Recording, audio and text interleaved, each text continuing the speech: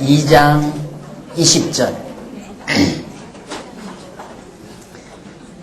예레미야가 2장 20절 여호와여 감찰하소서 네게 이같이 행하셨는지요 여인들이 어찌 자기 열매 곧 손에 받던 아이를 먹으며 제사장들과 선지자들이 어찌 주의 성소에서 살육을 당하오리이까. 여호와 하나님 보십시오. 지금 이 예루살렘 성 안에서 여인들이 어머니들이 자기가 낳은 자녀를 먹는 상황이고 제사장과 선지자들이 성소에서 이방인들에게 살육을 당하고 있습니다. 노인이나 어린아이는 다 길바닥에 엎드러져 싸우면 내 처녀들과 소년들이 칼에 다 죽었습니다. 젊은이들은 다 칼에 죽고 주께서 진노하신 날에 죽이시되 긍휼히 여기지 아니하시고 살육하셨나이다. 하나님은 정말 유다와 예루살렘 백성들을 많이 이렇게 예루살렘에서 살육했습니다. 주께서 내 두려운 일을 사방에서 부르시기를 절기에 무리를 부름같이 하셨나이다. 여호와께서 진노하신 날에 피하거나 남은 자가 없었나이다. 내 손에 받들어 기르는 자를 내 원수가 다 멸하였나이다. 하나님께서 원수의 손에 맡겨서 죽이고 살육당하게 만들었다. 그것이 예루살렘이 당한 비참한 순환의 모습이었습니다. 그 다음 이제 3장 1절로 18절까지도 계속해서 그 순환의 모습이 보여지고 있습니다. 여호와의 진노하신 매로 인하여 고난당한 자는 내로다. 여호와께서 진노하시니까 내가 지금 고난당하고 있습니다. 나를 이끌어 흑암에 행하고 광명에 행치 않게 하셨으며 종일토록 손을 돌이켜 자주자주 나를 치시는도다. 나의 살과 가죽을 쇠하게 하시며 나의 뼈를 꺾으셨고 담즙과 수고를 쌓아 나를 애우셨으며 나로 흑암에 거하게 하시기를 죽은 지 오랜 자 같게 하셨도다. 바로 이 예레미야 선지자가 당하는 고난의 모습을 읊고 있습니다. 이 모습은 물론 참 선지자로 오실 그리스도께서 당하실 고난의 한 예표입니다. 선지자 예레미야가 이처럼 뼈가 꺾이게 되고 담즙이 쏟아져 나오게 되고 그리고 흑암에 거하면서 죽음의 고통을 맛보는 이런 모든 고통들은 선지자이신 그리스도가 오셔서 당하실 고난에 대한 하나의 모습입니다. 그래서 9절 8절 내가 부르짖어도 도움을 구하나 내 기도를 물리치시며 아까 여기 읽었어요. 어디냐고 그랬죠? 읽어드릴 건데 조금만 기다리면 될 겁니다. 9절 다듬은 돌을 쌓아 내 길을 막으사 내 첩경을 굽게 하셨도다. 예수님께서도 그랬죠. 아버지여 어찌하여 나를 버리시나이까. 아무리 예수님께서 부르짖어도 하나님께서 모른 척 하시니까 어찌하여 나를 버리시느냐고 그렇게 예수님도 기도했습니다. 마찬가지로 역시 예수님이 십자가 상에서 기도 안 했다고 해서 3일 만에 부활 안 하시겠어요? 3일 만에 부활하게 돼 있어요. 먼저 말씀드렸죠. 여기 바로 뽑는 것, 예루살렘이 망하는 것, 이것은 예수의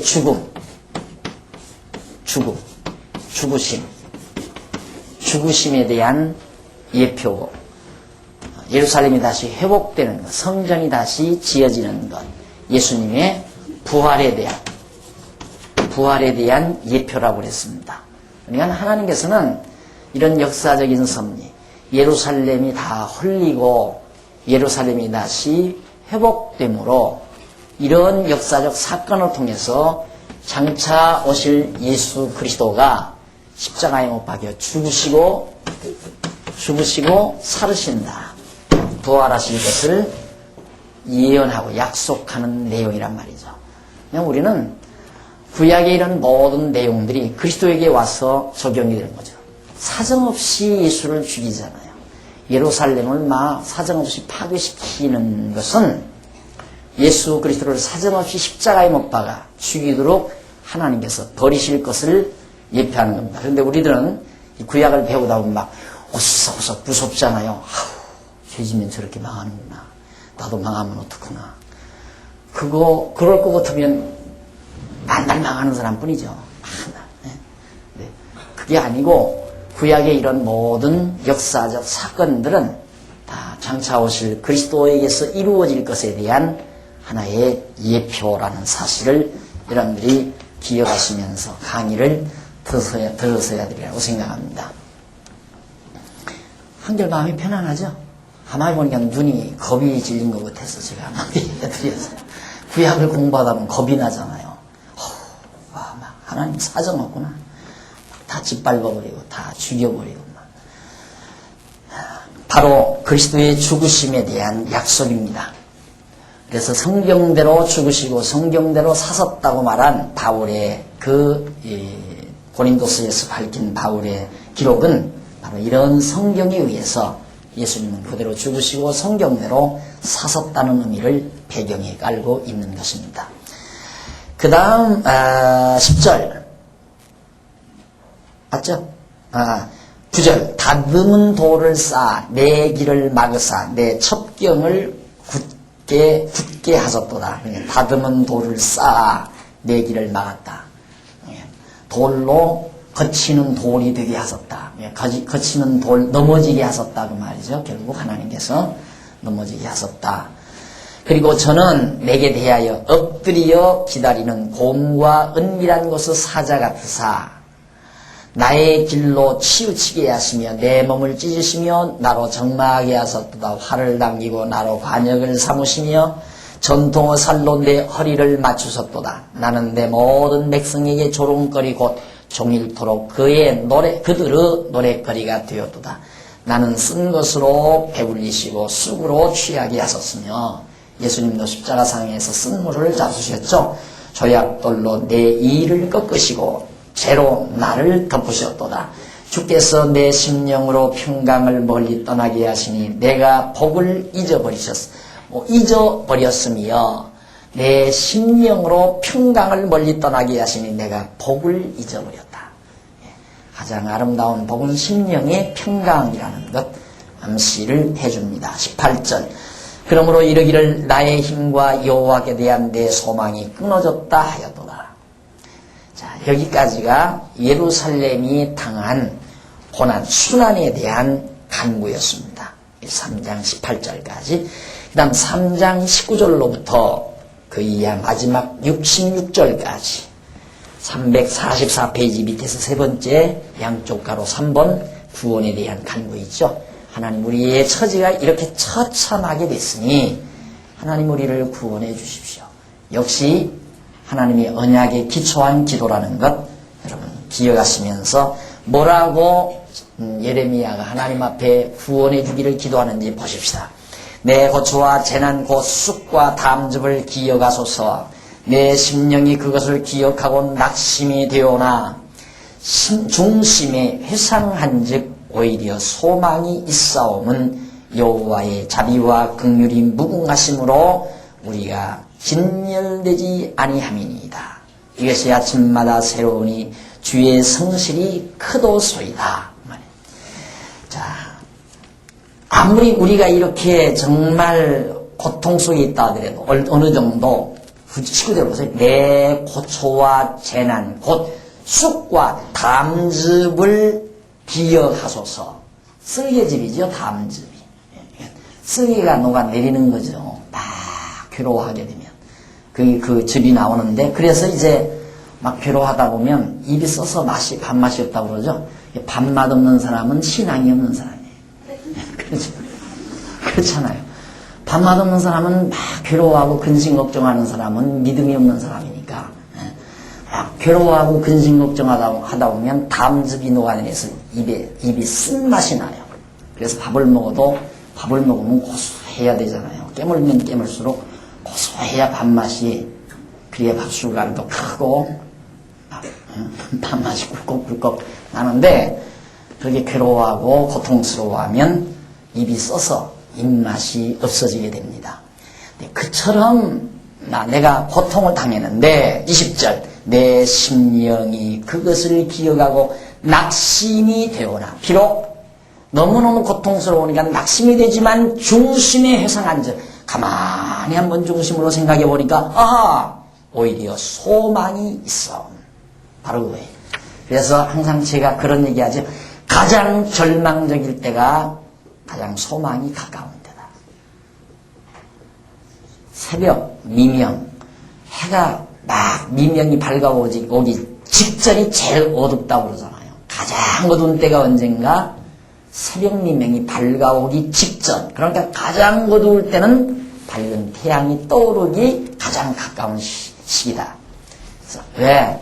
하나님이 아주 죽이지 아니하시거든요. 그러니까 탕자가 가장 절망적일 때가 아버지 앞으로 돌이킬 수 있는 가장 가까운 시기죠. 예. 결국 하나님은 우리를 전폭적으로 포기시켜서 하나님을 전폭적으로 의지케 하시려는 것이 우리에게 주는 고난이니까 우리에게 고난이 올 때 우리는 그 고난을 슬기롭게 대처하는 그런 지혜가 필요하죠. 그래서 가만히 생각해 보니까 소망이 싸움은 여호와의 자비와 긍휼이 무궁하심으로 하나님은 아까 말했던 대로 하나님은 정말 너무너무 정말 무자비하게 자비함이 없이 막 너무너무 우리를 고통스럽게 그렇게 하신다고 예레미야가 말을 했는데 여기서는 깨닫고 보니까 그게 아니라 하나님의 자비가 너무너무 무궁하시다 이 말이에요. 끝이 없다 긍휼하심이. 그러니까 항상 하나님의 진노는 잠깐이요. 하나님의 긍휼은 영원하시도다 이 말이에요. 그러니까 아무리 하나님이 화내도 그 화는 하나님의 자비하신 영역 안에서 화가 나는 것이지 화나는 거하고 하나님의 자비하심하고 이렇게 분리되는 게 아니에요. 하나님의 자비와 진노, 자비. 하나님의 진노는 잠깐 조금이에요. 하나님의 자비는 긍휼하심은 영원하고 크고요.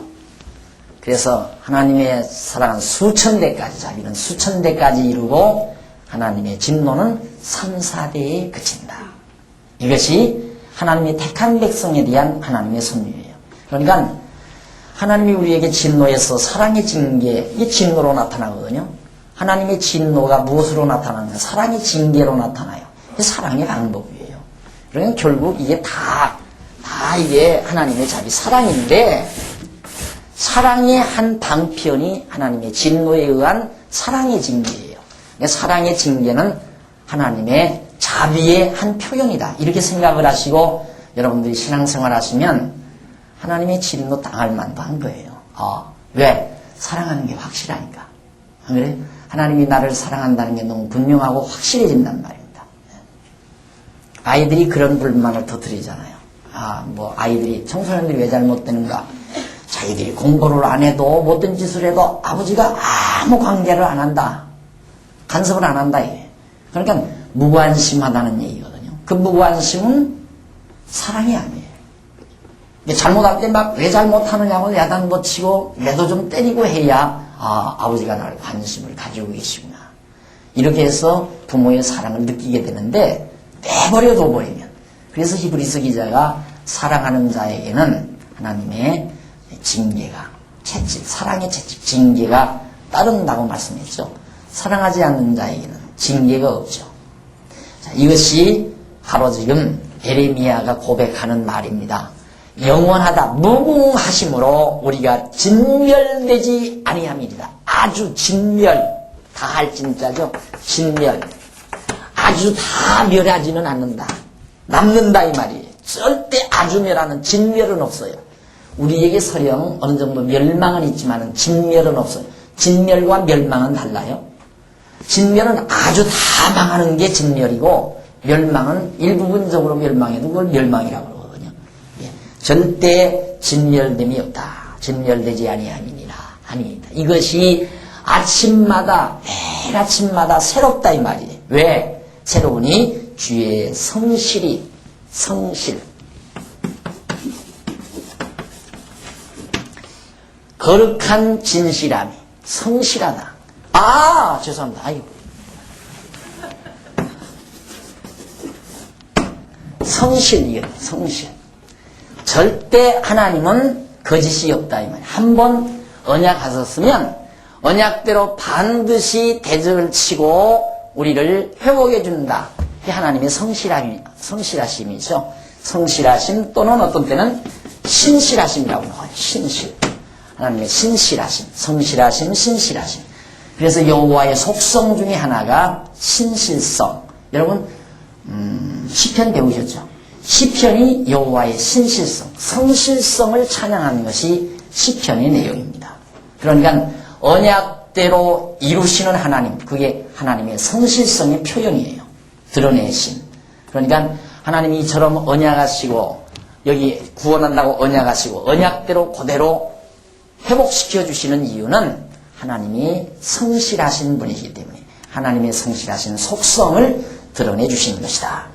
그래서 주의 성실이 크도소이다. 내 심령에 이르기를 여호와는 나의 기업이시니 그러므로 내가 저를 바라리이다 하더라. 여호와께 소망을 두고 무릇 기다리는 자에게나 구하는 영혼에게 여호와께서 선을 베푸시는도다. 여기서 선을 베푼단 말은 하나님의 뜻을 이루어준다. 하나님의 정하신 뜻을 그대로 이루어 주신다. 그러면서 사람이 여호와의 구원을 바라고 잠잠히 기다림이 좋도다. 앞에서는 부르짖는다 그러더니만 이게 잠잠히 기다리라고 하잖아요. 이제 알고 보니까 잠잠히 기다려. 그냥 앞에서는 에레미야가 안절부절. 왜 안절부절? 중심의 회상이 못했을 때, 중심의 회상을 못했을 때, 그때는 금방 다 망하는 것 같고 너무너무 처참하고 괴로우니까 막 하나님께 부르짖는도다 그랬는데 중심의 회상을 해보니까 이거 오히려 소망이 있구나. 그리고 보니까 어떻게 잠잠히 기다림이 좋도다. 무엇보다 애게 고함치는 거다. 알아서요?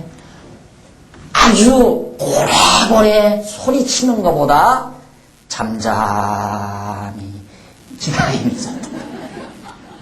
조용히 믿어요. 조용히. 예? 잠잠하게 믿으시라고요. 왜 고함쳐요? 고함치기를. 잠잠하게.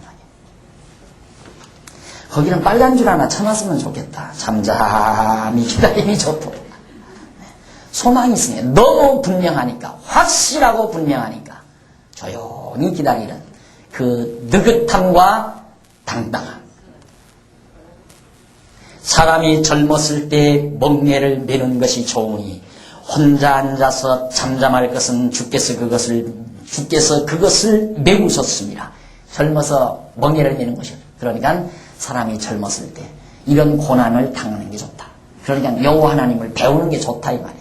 이 예루살렘이 망하는 이 엄청난 멍에를 하나님이 메워놨으니까 그거 참 좋은 거더라고 말이에요. 좋은 거.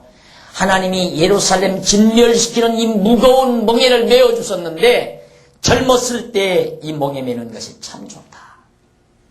왜? 혼자 앉아서 잠잠할 것은 주께서 그것을 메워주셨으니까. 메우고 정말 이 멍에를 메신 하나님이 멍에를 풀어주고 수고하고 무거운 짐진 자 다 불러서 편히 쉬게 하시는 날 있을 게 분명하니까. 아셨습니까? 너무 분명하니까. 입을 티끌에 댈지어다 혹시 소망이 있을지라도 때리는 자에게 뺨을 향하여 수욕으로 배불릴지어다. 예수님도 뺨 맞으셨어요.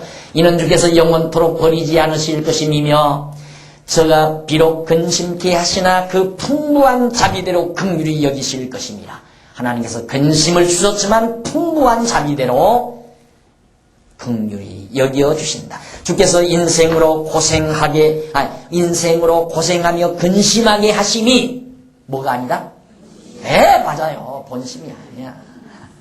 하나님의 본심은 우리를 평안케 하나님의 사랑으로 우리를 참으로 긍휼을 베풀어서 평안하고 즐겁게 살 수 있도록 하시는 것이 하나님의 본심이고 우리를 근심하고 고생하게 하는 것은 하나님의 본심이 아니시로다.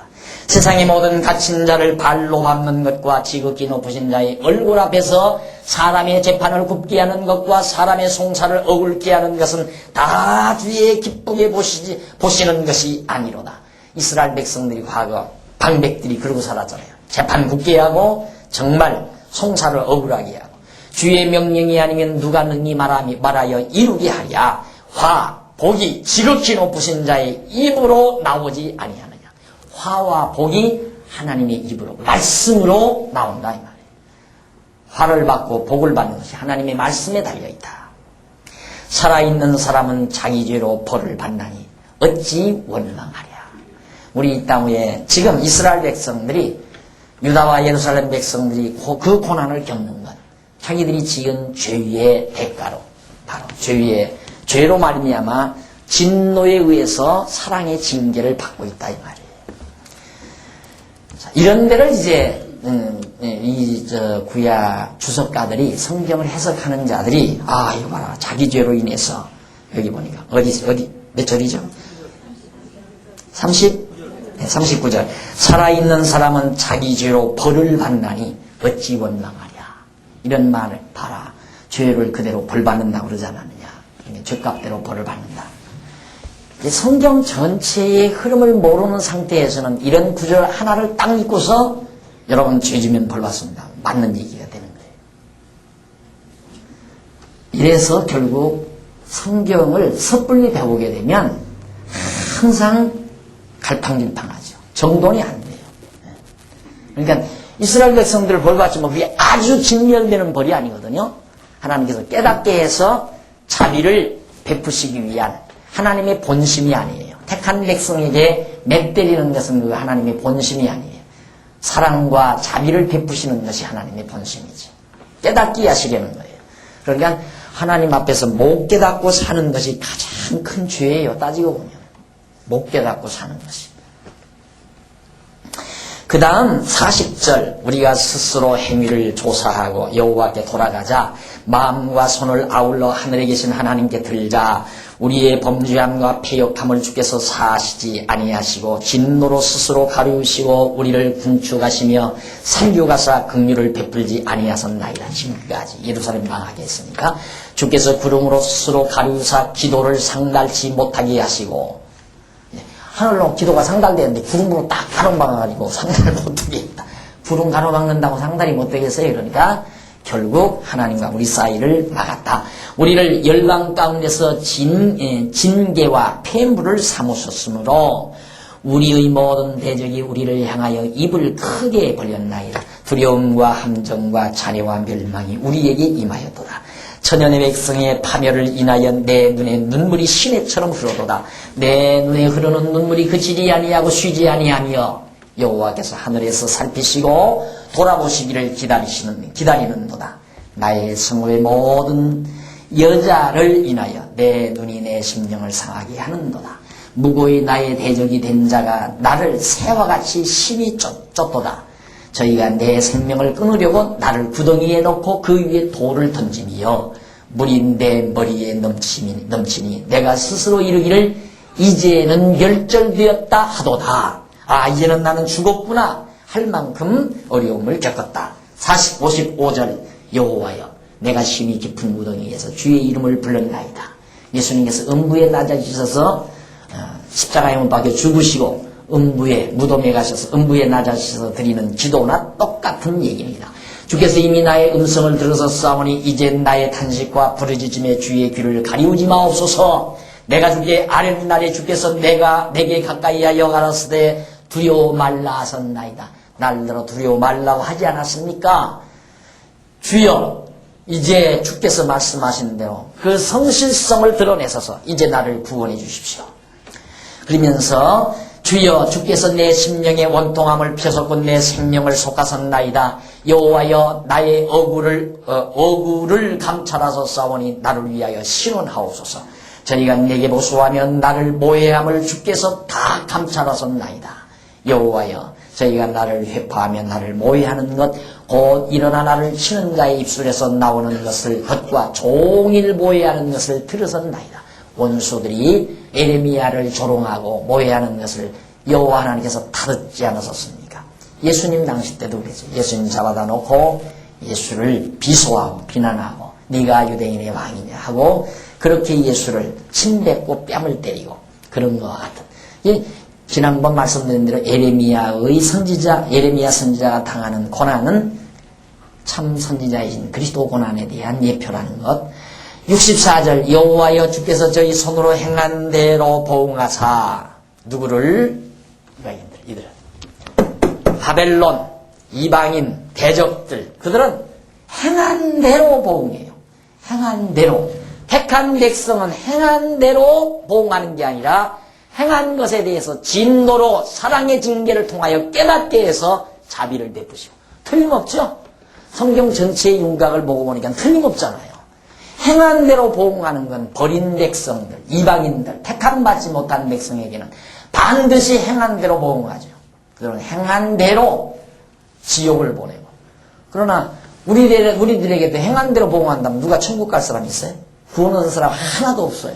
죄값은 사망이니까 죄값대로 다 죽어야 마땅하죠. 다 지옥 가야 돼. 천국 갈 사람 한 사람도 없고 반쪽 사람도 없어요. 한 사람도 없어요. 다 지옥 가야지. 그런데 강단에서 무조건 행한 대로 보응한다. 하나님. 행한 대로 갚으신다. 당신들이 하나님 앞에 잘 행하면 하나님이 복 주고 잘못하면 저주 주고 행한 대로 다 갚으신다. 이런 데 보고 그러는 거예요. 이런 성경 구절을 보고는. 그러니까 성경을 종합적으로 구조를 짜서 논리적 구조에 의해서 납득을 하는 게 아니라 무조건 성경 구절에 나오면 그냥 구절 따가지고 아무한테나 적용해서 얘기한다. 그 말이에요. 택한 백성에게는 이거예요. 불택자들에게는 행한 대로 보응하시고. 또 잊어버렸어요, 저는. 몇 절? 네? 65절. 네. 엉뚱한 데 찾아서 그래요. 65절. 그 마음을 강팍케 하시고 저주를 더하시며 진노로 저희를 군축하사 여호와의 천하에서 멸하시리이다. 누구를? 바벨론, 이방 대적들을 마음을 하나님이 강팍하게 해요. 마음을. 그러니까 멸망할 자들에게는 강팍하게 해서 하나님 못 믿게 해요. 절대로 못 믿게 하죠. 그리고 구원할 자, 택한 백성에게는 하나님께서 부드러운 마음을 줘요. 깨닫는 마음도 주고 깨닫는 영을 허락해 줘요. 그래서 깨닫게 해서 하나님 여호와를 경외케 함으로 하나님의 자비와 사랑을 받게 만들어 주신다 이 말이죠. 그러나 이방 대적들은 강팍케 하시고 저주를 저희들에게 더해서 진노로 저희를 군축하사 여호와의 천하에서 멸하시리다. 다 없애버린다. 슬프다. 어찌 그리 금이 빛을 잃고 정금이 변하였으며 성소의 돌이 각 거리머리에 쏟아졌는고. 4장 1절부터 내용입니다. 4장부터 마지막 5장까지는 345페이지 위에서 세 번째 오세요. 양쪽 가로 4. 회복에 대한 간구죠. 하나님 이제 회복해 주십시오. 회복해 주십시오. 자, 그러면 간단히 보수에 대한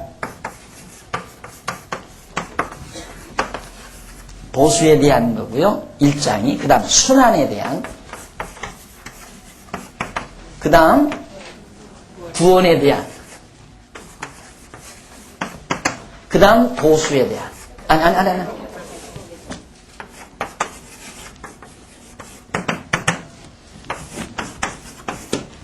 기도주 간구. 엘미야 에가스가 간구 내용인데 원수 갚으셔야 됩니다. 우리 이렇게 순환을 겪고 있습니다. 우리 구원해 주십시오. 그리고서 우리를 회복시켜 주십시오. 다시 우리 고토로 돌아가서 예루살렘 성전 다시 회복하고 나라가 다시 세워지도록 해 주십시오. 이것이 마지막 4장부터 5장까지 나오는 내용입니다. 슬프다. 어찌 금이 빛을 잃고 정금이 변하였으며 성소의 돌이 각 거리머리에 쏟아졌는고. 성소의 돌들이 다 흩어졌다 이 말이에요. 이게 다 헐어버린 거예요. 그냥 바벨론 군대들이 와서 성과 헐어야 다시는 나라가 서지 못하잖아요. 옛날에는 도성국가니까 지금도 우리나라 보면 남한산성 성이 있잖아요. 또 서울에도 이 성이 있고요. 한양성이라고 그래서 이 성이 존재해야 나라가 존재하는 건데 성을 다 헐어버리면 안 되잖아요. 갈대아인들이 와서 예루살렘 성을 다 회파했단 말입니다. 시온의 아들들이 보배와 정금에 비할러니 어찌 그리 토기장이에 만드는 질항아리 같이 여김이 되었는고. 정말 다 질항아리. 들깨는 오히려 젖을 내어 새끼를 먹이나 처녀 내 백성은 잔인하여 광야의 타조 같도다.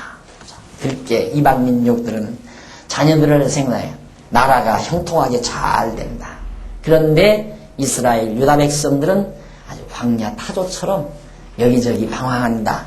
젖먹이가 목말라서 혀가 입천장에 붙으며 어린아이가 떡을 구하나 떼어줄 사람이 없도다. 기근이 와가지고 진수를 먹던 자가 거리에 외로움이여 전제에는 붉은 옷을 입고 길 이은 자가 이제는 걸음더미를 안았도다. 붉은 옷, 아주 화려한 붉은 자색 옷을 입고 다니던 자들이 이제는 정말 형편없이 됐다.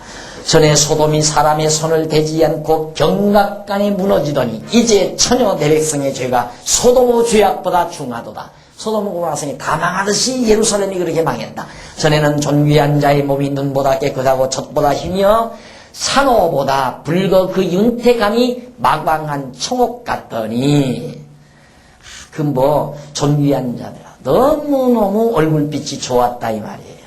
아주 건강하고 영양분도 충분해서 이제는 그 얼굴이 숯보다 검고 그 가죽이 뼈에 붙어 막대기같이 말랐으니 거리에서 알 사람이 없도다. 칼에 죽은 자가 죽여 죽은 자보다 나음은 토지 소산이 끊어짐으로 이들이 찔림같이 점점 쇠약하여 가미로다.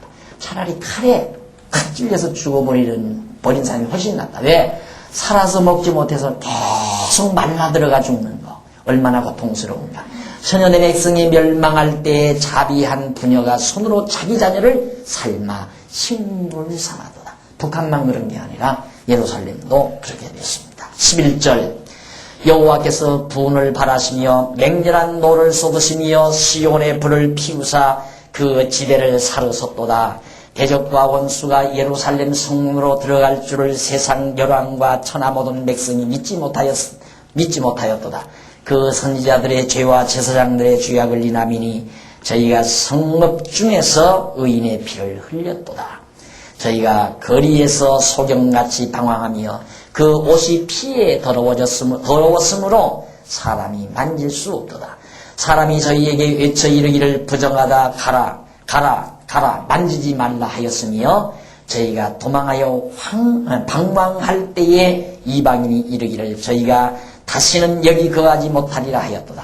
여호와께서 노하여 흩으시고 다시 권고치 아니하시리니 저희가 제사장들을 높이지 아니하였으며 장로들을 대접지 아니하였음이로다. 16절까지 내용 선지자와 제사장들의 죄악으로 패망이 됐다는 사실을 쭉 진술을 하죠. 어느 시대나 지도자들의 부패, 타락, 지도자들이 바른 말을 해주지 아니할 때, 바른 진리를 전해주지 아니할 때 백성은 모르니까 타락할 수밖에 없죠. 제사장들과 선지자들이 여호와 하나님을 바르게 가르쳐주지 않는데 백성들이 어떻게 여호와 하나님을 경외하며 섬기겠습니까? 지금도 꼭 마찬가지죠. 모든 성도들이 하나님을 섬기는 데 목적이 아니라 하나님을 섬겨서 내가 복받고 사는 데 목적이죠. 끄덕끄덕 하시네요. 맞아. 틀림없어요. 그러니까 이게 얼마나 잘못된 거예요. 하나님께서는 하나님 여호와를 깨닫고 경외하며 섬기게 하시려고 때로는 복도 주어보고 저주도 줘보고 화도 당하게 하고 형통케도 해보고 그렇게 해서 하나님 여호와 깨달아서 경외케 하려는 게 목적이거든요. 그런데 오늘날 성도들은 예수 믿고 복 받아서 잘 먹고 잘 살라고 그러니까 완전히 주객이 전도된 거죠. 왜 그러는가? 그렇게 가르쳐주니까 가르치니까 바로 거기에 문제가 있는 겁니다. 그래서 하나님 여호와를 가르치려는데 뭐 복잡하게 할 거 뭐냐 그냥 정성 들이고 하나님 마음에 들게 그냥 하나님 좋게만 해드리면 된다. 하나님이 무슨 사람인 줄 알아. 사람도 그래요. 사람도 무조건 대접한다고 해서 좋은 게 아니에요. 사람 부담만스럽죠. 생각해보세요. 내가 여러분 신방 가는데 막 있는 거 없는 거 막 해놓고 또 막 시장에 가서 시장 또 와보고 큰 먹여놓고 또 승용차 태워서 백화점 가가지고 뭐 반지를 사준다, 옷을 맞춰준다, 난리를 치워보십시오. 그 집 다시는 신방하고 싶겠나요? 사람이 어느 정도 한정이 나죠.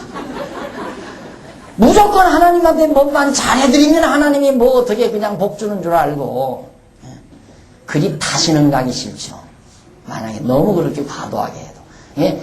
하나님께 우리들이 뭘 잘해야만이 하나님이 복 주어서 살 먹고 살 사니까 하나님께 뭔가 잘해드리는 데 목적이 있는 것이 아니라 하나님이 어떠한 분이심을 깨닫고 그를 잊지 않고 범사에 그를 인정하며 사는 것, 그게 하나님이 원하시는 목적이에요. 근데 하나님이 어떠한 분이신지도 모르면 이렇게 섭리하시는 하나님인 걸 이렇게 구체적으로 배워야 되잖아요.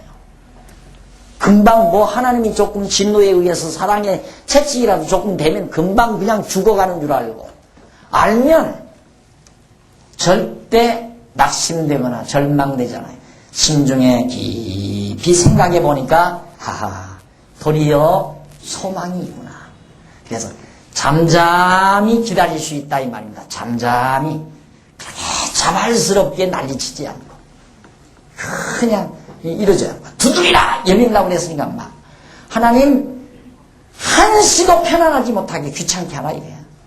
새벽잠이 제일 깊잖아요. 하나님도.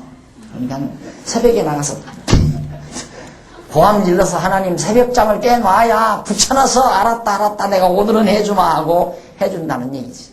그런 시예요. 얼마나 어리석은 생각들입니까. 그러니까. 하나님 그런 하나님 아닙니다. 그래서 바로 하나님께서 대접지 아니하였음이로다. 16절 여호와께서 노하여 흩으시고 다시 권고치 아니하시리니 저희가 제사장들을 높이지 아니하였으며 장로들을 대접지 아니하였음이로다. 그러니까 장로들과 제사장들이 다 부패하고 타락해서 결국은 백성들이 다 흩어져 버리고 정말 다 부정해져 버렸는데 장로들과 제사장들이 결국은 대접도 못 받고 존경도 못 받고 17절로부터 22절 이방민족 의지함을 회개하며 형벌의 종교를 진술하는 그런 내용입니다. 하나님을 의지해야 되는데 이방이 강한 것 같으니까 이방을 의지하거든요. 17절 보세요. 우리가 헛되이 도움을 바람으로 우리 눈이 상하며 한만 애처롭게 날 좀 도와달라고 바라봐야 필요 없어요. 그걸로 되는 게 아니란 말입니다. 헛되이 도움을 바라는 거예요. 진짜 하나님께 도움을 구해야 되는데 그래서 우리 눈이 그것으로 상하며 우리를 구원치 못할 나라를 바라보고 바라보았도다. 구원치 못할 나라 이방민족을 바라보면서 혹시 저 사람들이 우리를 구원해 주려는가 하고 목젖이 늘어진다고 그러죠. 목젖이 늘어요. 목이 길어지고 하도 너무너무 기다리느라고 구원해 줄 수 없는 자에게 구원을 바라는 것. 18절 저희가 우리 자취를 엿보니 우리가 거리에 행할 수 없으며 우리의 끝이 가깝고 우리의 날이 다하였고 우리의 마지막이 이르렀도다. 자, 우리는 보통 하나님의 속성을 닮아가려고 그래가지고 누가 나에게 도움을 얻으려고 하면은 계산을 하잖아요. 계산. 조금 착한 사람은 계산하지 않고 도움을 바라니까 내가 도움을 주면서 그냥 신적인 자기 만족에 빠지는 거죠. 그래도 내가 저분을 내가 도와서 이렇게 줬다. 내 능력으로. 그런데 만족이 있는 거고요. 또 하나는 의지하는 사람은 저거 어떻게 이용할까. 저거 강냉이 하나 주고 밭을 갈게 만들까. 그 다음 홍당무 하나 물려주고 열심히 땅을 파게 만들까. 노새 부려먹듯이 그렇게 이용하려. 그게 이제 인간의 속성이란 말입니다. 절대 인간 의지에서 해결되는 게 없어요. 절대로. 하나님 의지해야 하나님이 사람의 마음을 움직이고 감동해서 풀어주게도 하고 돕게도 만들고. 그러니까 바벨론 고레스 왕의 마음을 하나님께서 페르시아의 파사의 고레스 왕제를 그 마음을 부드럽게 해서 이스라엘 백성들을 도와주게 하잖아요. 이스라엘 백성들이 파사 왕을 의지한 것이 아니라 사람을 기다리면 이방 나라의 도움을 구하면 그렇게 정말 피곤하고 도움도 얻을 수가 없다. 18절 저희가 우리 자취를 엿보니 우리가 거리에 행할 수 없으며 우리의 끝이 가깝고 우리의 날이 다하였고 우리의 마지막이 이르렀도다. 우리를 쫓는 자가 공중의 독수리보다 빠르며 산꼭대기에서 쫓고 광야에서도 매복하였도다. 뭐 어쩔 수 없어요. 망할 자 망하게 돼 있지. 암만 이방 민족들이 우리를 좀 도와주지 않을까 해도 필요 없다 이 말이에요.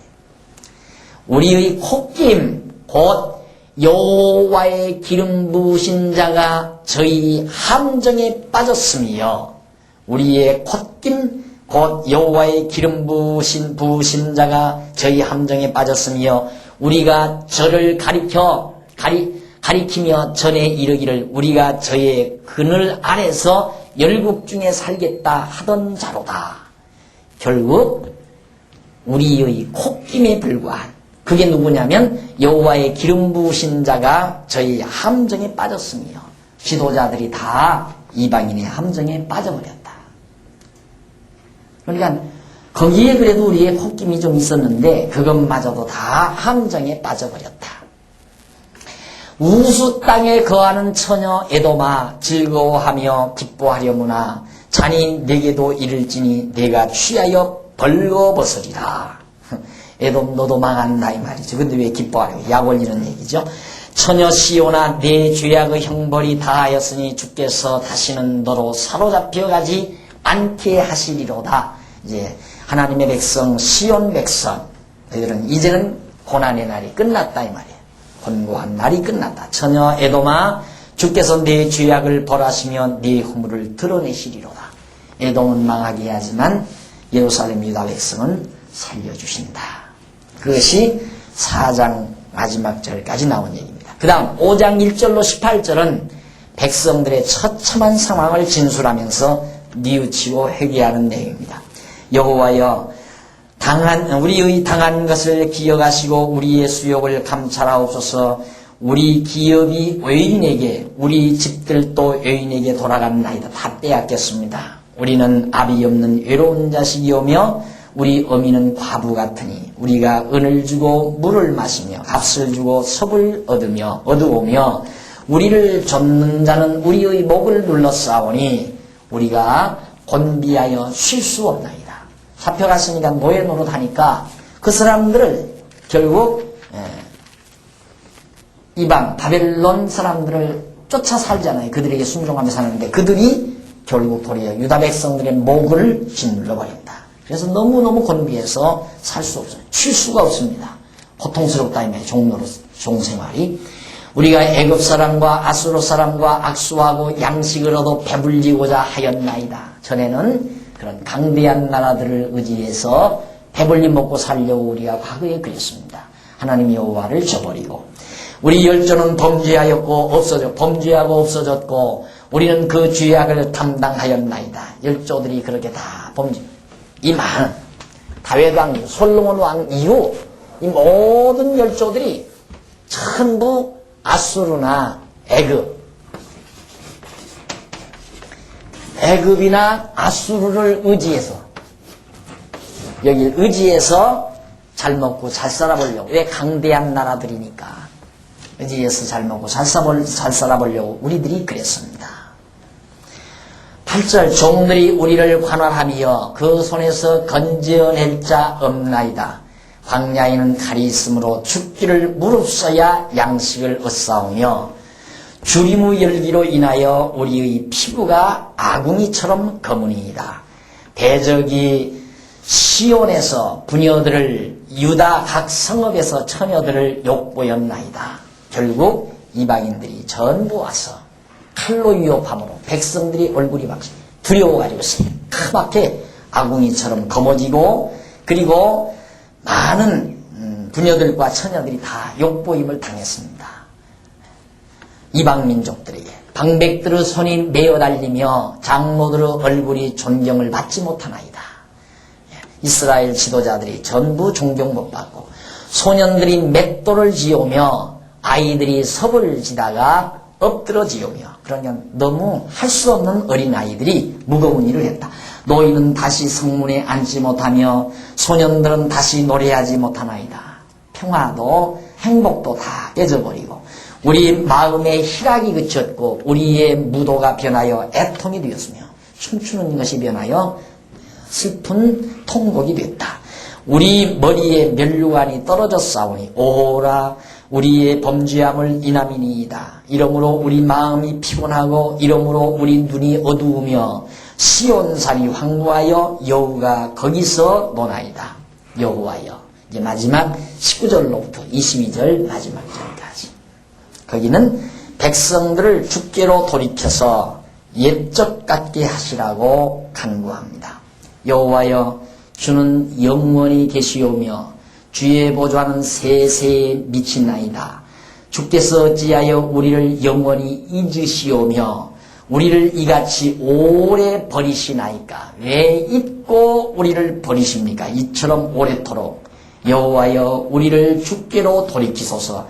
그리하시면 우리가 주께로 돌아가겠사오니 우리의 날을 다시 새롭게 하사 옛적 같게 하옵소서. 자, 여기가 에레미야의 기도 중에 정말 핵심이죠. 여기 보면 여호와여 우리를 주께로 돌이키소서. 우리가 돌아가는 게 아니에요. 주님 앞으로 우리가 돌아가는 게 아니라 여호와께서 우리를 돌이키게 해주셔야 돌이킵니다. 이 말이죠. 지금 포로로 잡혀가서 여기서 살잖아요. 여기서 살거든요. 여기서 지금 종로로 타며 이렇게 고통스럽게 우리가 살고 있사오니 하나님이여 이 백성들의 마음을 여호와 하나님께로 돌려주십시오. 돌아가게 해주십시오. 과거의 이방민족들 강대한 자들을 의지하고 살려고 했던 우리들의 어리석은 생각 다 버리고 오직 우리의 마음을 하나님께로 여호와께로 향하도록 우리 생각을 돌이켜 주십시오. 그런 얘기입니다. 그런데 보통 우리들은 그게 아니라 내가 하나님께로 돌아가면 하나님이 나를 구원해주고 안 돌아가면 그대로 멸망시키는 줄 알아요. 그거 아니에요. 절대 그거 아니에요. 하나님의 택한 백성은 보세요. 지금 아브라함에게 이렇게 언약했잖아요. 이 언약에서 반드시 이 통치가 영원하리라고 했거든요. 다윗의 통치가 영원하다. 그래서 7위자의 지팡이가 절대로 끊어지지 않는다. 다윗의 자손에게서 유다 지파에게서. 그래서 결국 아브라함의 후손 가운데 유다 지파 다윗이 왕위에 올라앉아서 바로 마지막 세 번째 통치 언약이 지금 이루어져 가지고 다윗의 후손들이 계속 통치했잖아요. 다스려 왔단 말입니다. 이렇게 다스려 오는데 여기 그러면 하나님 잘 경유해서 다스렸는가? 아니에요. 이때 유월절 한 번 지키고 그 뒤로 유월절 한 번을 안 지켰다니까요. 율법을 안 지켰어요. 중간중간 조금씩 하나님 우상 때려부수고 하나님께 제사하려고 노력하고 그런 부분들이 조금씩 있었지만 너무너무 다 하나님 줘버리고 살았단 말입니다. 이 많은 기간 동안. 그런데도 하나님은 다윗의 왕가를 버리지 않고 그 왕가가 계속해서 나라를 다스리도록 하셨습니다. 왜? 이유는 언약. 하나님의 언약. 이 언약에 근거해서 이스라엘, 유다, 예루살렘 백성들의 행위와는 관계없이 다스리며 살게 하셨다 이 말이죠. 그런데 이제 하나님이 여호와를 저버리고 끝까지 그렇게 사니까 하나님께서 이미 약속한 대로 모세를 통해서 이때 모세, 다윗 오기 전에 모세를 통해서 약속했거든요. 70년 포로 간다고. 그 약속 이루기 위해서 포로를 뽑아버렸어요. 뽑아버리고 여기서 포로 생활하게 하는데 아까 말씀드린 대로 그대로 여기서 망하게 해버린다면 하나님의 언약이 다 파기돼 버려요. 그럼 하나님은 뭐예요? 하나님 누가 인간, 사람이 하나님 그렇게 약속하십시오 한 것도 아니에요. 당신 스스로 당신에게 맹세한 거란 말입니다. 내가 이렇게 하겠다라고. 그렇게 말씀해 놓으시고 당신이 그 말에 책임을 안 짓는다면 하나님은 거짓말쟁이 아니에요. 성실성이 없는 거예요. 하나님은 아까 말씀드린 이 성실하지 못하다 이 말이죠. 성실하지 못한 분을 누가 믿어요? 우리가 어떻게 하나님을 믿어요? 그러니까 하나님은 반드시 멸망시키면 안 되죠. 다시 회복시켜야 돼요. 회복시켜야 돼요. 그리고 회복시키려면 어떻게 해야 되나? 하나님께서 돌이키게 해야 회복시키죠.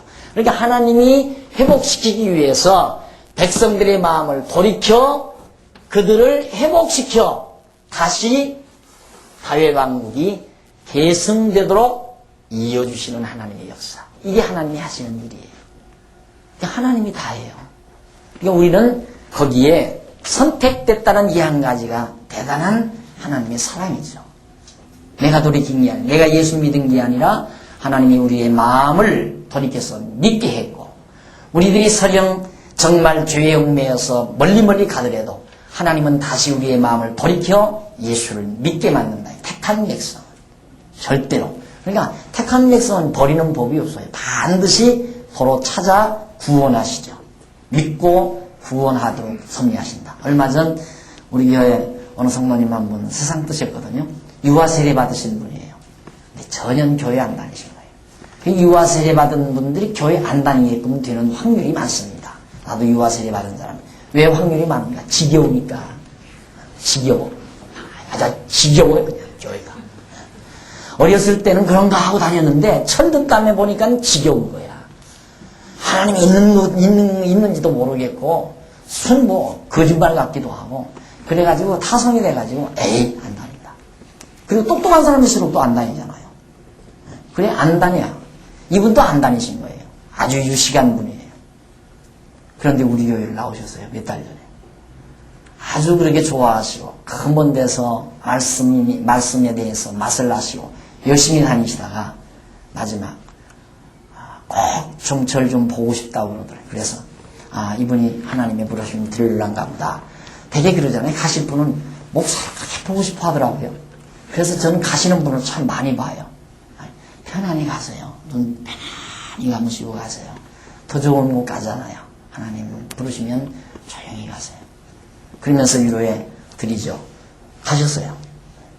왜? 택한 백성이니까. 택한 백성이니까. 절대 하나님 안 버리죠.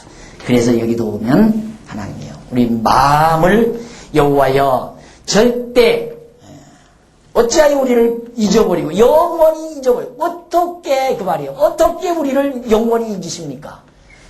잊을 수가 없지 않느냐 이 말이에요. 절대로. 우리를 영원히 잊을 수는 없지 않습니까? 이 말이에요. 우리 말은 조금 뉘앙스가 좀 다르게 보이지만은 그 말의 진정한 뉘앙스는 이렇습니다. 여호와여 우리로 아니 20절 주께서